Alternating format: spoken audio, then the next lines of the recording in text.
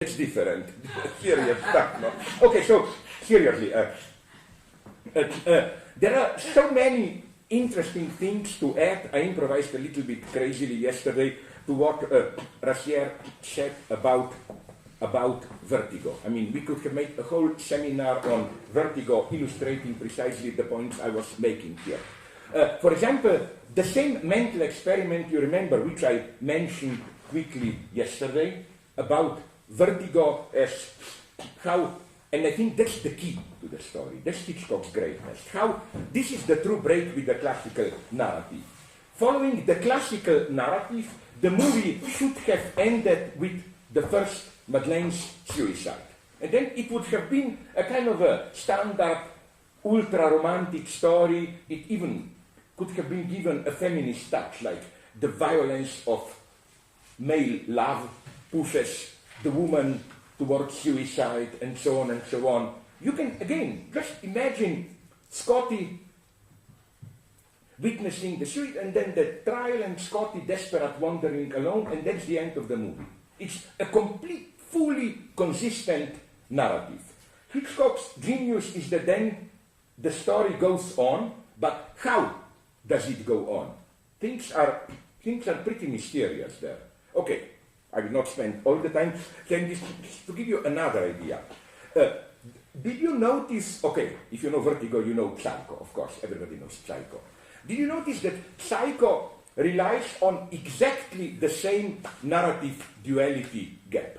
Imagine Psycho ending just before the shower murder, with Marion deciding, I will return to Phoenix, I will be back the band, and then as if to purify herself, taking a shower.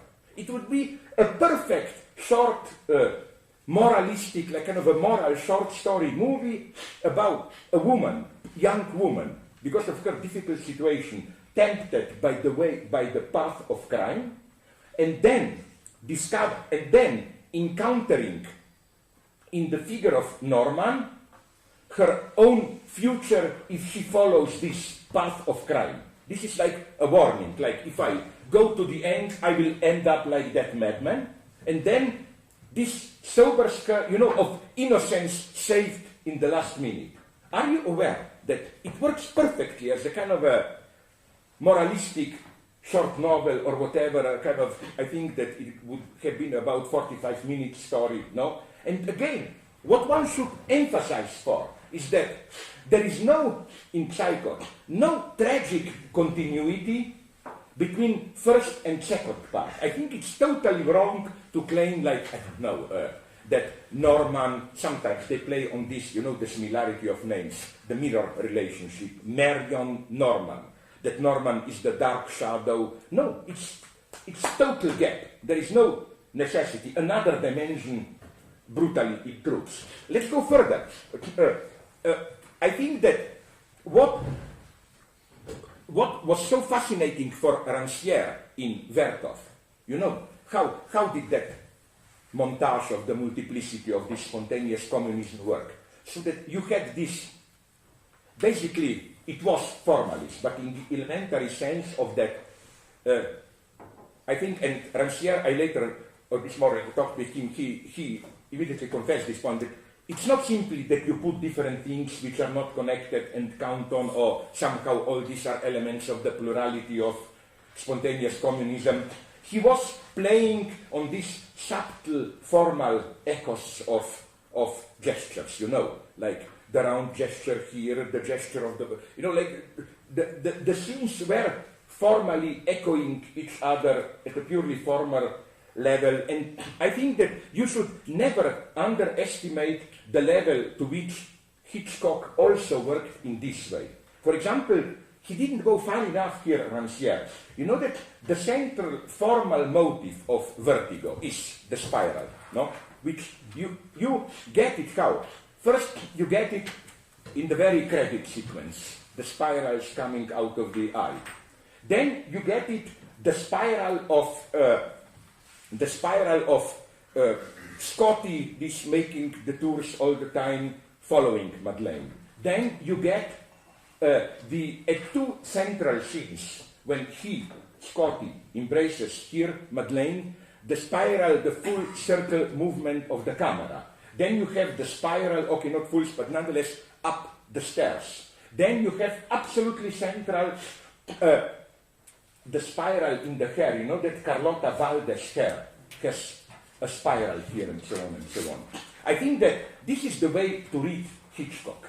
This, how should I put it, this is, I think, where cinema, one of the ways to claim where cinema becomes art, maybe a communist art, no? In the sense of what really matters is not the explicit narrative, it's all this thickness, how should I call it, of the background, of all these formal motives which sustain it.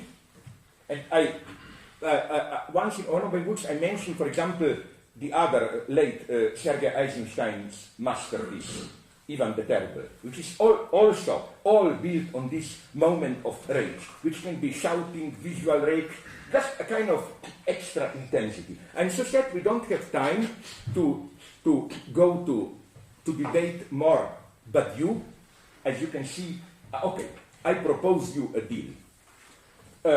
I have your email, no? Can I send you, and you have their email. Yeah. So you are my access to orgy, because the food is collected. Yeah. Can I? That's the only. Or if you are interested in my sheet, you don't have to read it. Because you know what I really hate? People who give me their book and then ask you, "Oh, did you already read it?" and so on. You know, like if I give you something, you can also use it as a toilet paper. I will not be there counting. You know. What if I simply send you one or two texts unpublished where I developed so that you will get all of it, no? But let me go, yeah, so, and again, I send it to you, you send it further. Okay, that's done. You will get it like this evening, probably. When are you leaving? Living? No, not living, being alive, but living like fucking off, like going. Oh, we're leaving on yeah, so you have still time tomorrow. No, you see how I'm a pure philosopher, but I had to express myself in plastic terms so that you can follow my sublime thought. What is it on?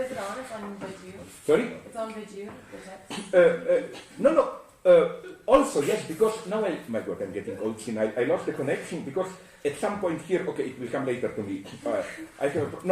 Let's go back to this psycho, and so, yes, to this, how should I call it?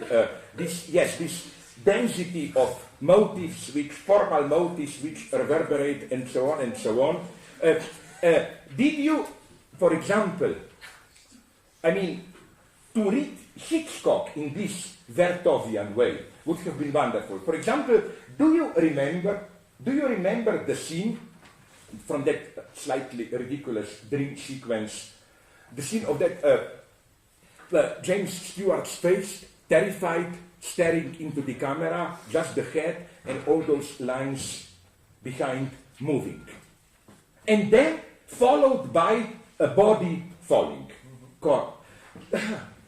For example, just name that. For example, did you notice how in Psycho, the second murder, which is for me the crucial one, much more effective, Arbogast murder, detective, is done in exactly, you have the same counterposition of two motives. You remember when the detective Arbogast is falling down the stairs, you have the same, his head like this and the background moving, and then a jump to his body falling down. And I did an analysis somewhere where, it's already in Hitchcock's early, it's a little bit boring film, but it has some masterful moments, The Murder, where you have for the first time the same mechanism. Or as I developed, maybe you read it now, it's out of print, but they could reprint it, fuck them. That book that I co-edited, all you wanted to know about blah blah, the Hitchcock Lacan book, no? I find there another motive, which I think is crucial to entire Hitchcock. If you look at Arbogast murder in Psycho, you remember how it is done. The detective Arbogast enters the mother's house and approaches the stairs. Incidentally, a lot can be said already about this house, because I think I already mentioned this to you, that Psycho can also be